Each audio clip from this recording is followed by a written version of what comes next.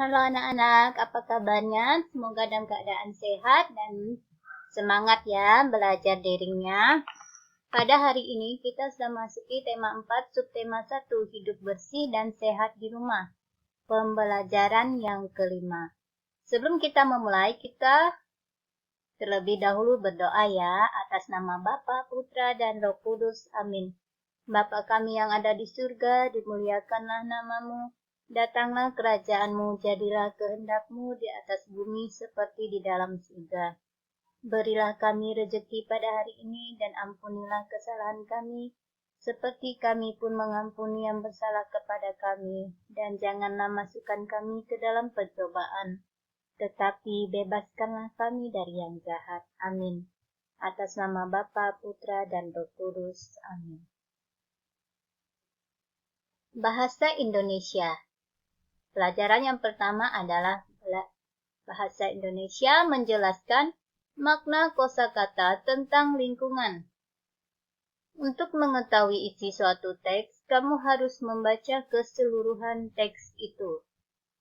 Saat menemui kosakata yang sulit, kamu harus mencari tahu maknanya. Dengan demikian, kamu dapat mengetahui isi teks bacaan. Kamu lihat ya, bekerja sama membersihkan rumah. Edo, ayah dan ibu membersihkan rumah. Edo membersihkan jendela dan perabotan. Ibu menyapu dan mengepel lantai. Ayah memotong tanaman dan menyapu halaman. Rumah Edo menjadi bersih. Mereka gembira bekerja bersama. Mereka ingin rumahnya bersih dan sehat selalu. Kebersihan pangkal kesehatan. Kita lihat kosakata di sini yang mungkin kamu tidak tahu atau masih bingung. Kita lihat perabotan ini apa? Perabotan ini adalah perlengkapan atau benda-benda yang ada di dalam rumah. Ya, seperti apa?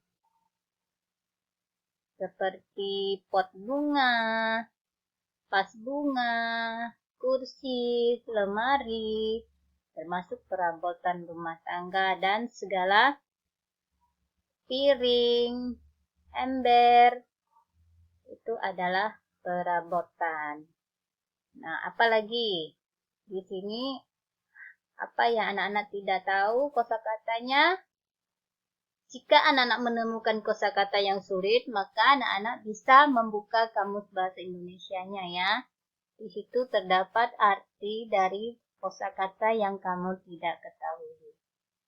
Nah, supaya kita paham isi cerita atau suatu teks, maka kita juga harus mengetahui kosakata-kosakata yang baru, supaya kamu mengerti jalan cerita dalam teks tersebut. Anak-anak bisa buka buku LKS-nya halaman 20 ya. Di situ juga ada ventilasi kemarin. Ada ventilasi. Ventilasi adalah tempat keluar masuknya udara. Kamu perhatikan di atas jendelamu itu pasti ada ventilasi. Nah, itu namanya tempat keluar masuk jendela ya. Ventilasi berfungsi untuk keluar masuk udara.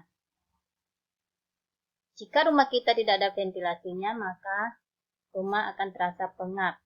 Dan udara yang kotor tidak bisa diganti dengan udara yang bersih karena tidak ada ventilasinya.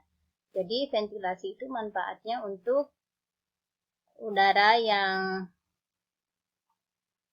kotor bisa keluar dan digantikan dengan udara yang segar ya.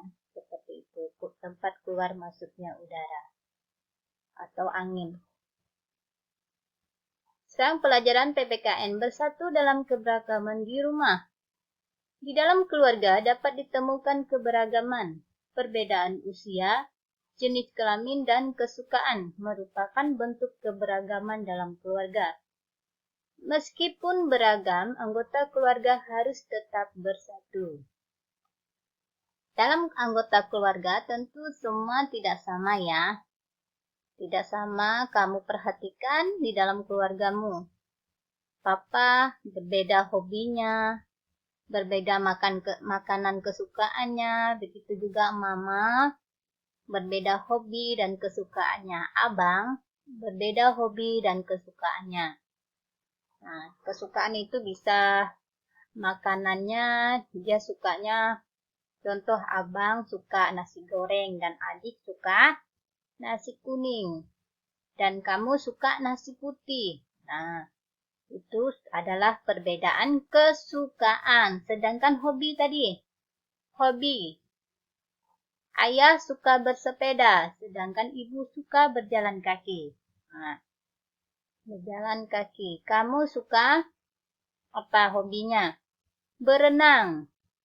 Abang suka hobinya bermain sepak bola, sedangkan adik hobinya suka bermain bulu tangkis. Nah, seperti itu. Meskipun berbeda hobi dan kesukaan, maka kita harus tetap bersatu. Kita saling menghargai dan menghormati perbedaan kesukaan dan hobi tersebut, ya. Nah, kamu lihat contoh persatuan dalam keberagaman keluarga sebagai berikut. Ini ada contohnya ya, rukun dengan adik meskipun berbeda kesukaan. Yang kedua, membantu ibu menyiapkan makanan. Yang ketiga, bersama-sama membersihkan rumah. 4, makan bersama keluarga. Nah, ini adalah contoh persatuan dalam keluarga. Meskipun banyak perbedaan kesukaan dan hobi, tetapi hidup dalam keluarga tetap rukun dan damai. Kita lihat PJOK, keseimbangan statis dalam posisi duduk. Latihan keseimbangan statis bertujuan untuk menyeimbangkan tubuh dengan bidang tumpuan, sehingga manusia dapat beraktivitas secara efektif dan efisien. Kamu perhatikan nih ya, keseimbangan duduk, ada keseimbangan berbaring. Nah, menjadi tumpuannya adalah kepalanya, kaki lurus ke atas. Sedangkan ini duduk, setengah duduk, kakinya diangkat. Nah, tangan memegang paha supaya keseimbangannya bagus. Nah, kamu lakukan ini 5 menit atau 10 menit, apakah tubuhmu benar-benar seimbang. Jika kamu tidak merasa kuat, maka tubuhmu kurang keseimbangannya ya. Seperti itu. Sedangkan ini duduk lurus dengan kaki lurus juga. Kamu praktekkan ini 5 atau 10 menit ya. Melatih gerak keseimbangan dalam posisi duduk. Oke, sampai di sini materi kita pada hari ini. Sebelum kita mengakhiri pelajaran hari ini, terlebih dahulu kita berdoa. Atas nama Bapa, Putra, dan Roh Kudus. Amin. Salam Maria, penuh rahmat Tuhan sertamu, terpujilah engkau di antara wanita, dan terpujilah buah tubuhmu Yesus. Santa Maria, Bunda Allah, doakanlah kami yang berdosa ini sekarang dan waktu kami mati. Amin. Atas nama Bapa, Putra, dan Roh Kudus. Amin. Selamat pagi dan Tuhan memberkati.